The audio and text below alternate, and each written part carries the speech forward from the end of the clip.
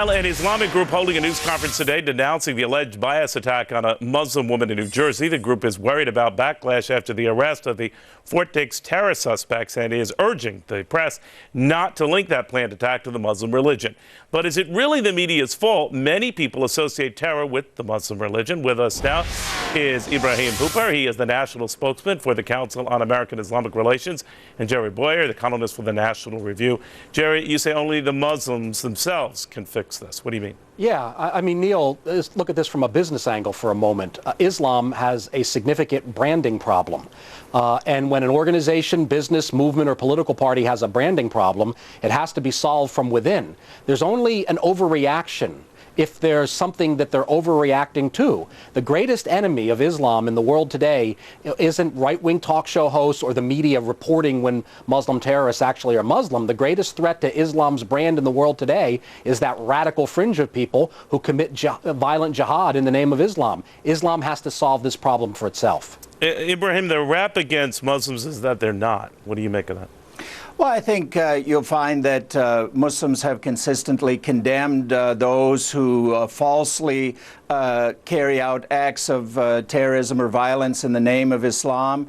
It's something we are vulnerable every day to. Unfortunately, we can do all kinds of outreach. We can preach tolerance and harmony and cooperation with other people and other faiths, but we're always vulnerable to someone who carries out some violent act or threatens some violent act or plans some violent act anywhere in the world. So that's something we're going to have to live with.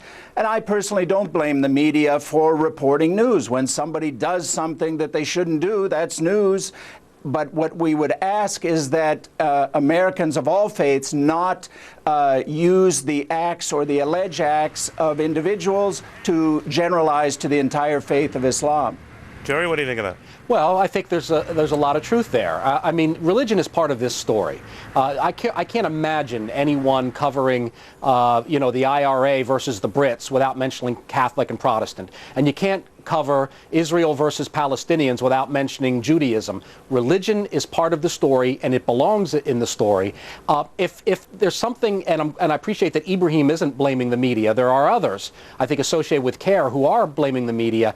If you don't like the story that's being reported, don't criticize the reporting, change the story. Islam has to change the story. Christianity had a conflict like this. There was 100 years of fighting between Catholic and Protestant, persecution of Jews. We worked it out theologically. Yeah. No, I work with journalists every day. I come from a journalistic background. People are trying to do the best they can with the knowledge available and with the events available, but we just ask that they be very careful, that they do their best not to link a faith of 1/5 of the world's population to the violent acts or plots of a few people. All right, guys. Thank you very much. Thank you, Ibrahim and Jerry, thank you. Thank you.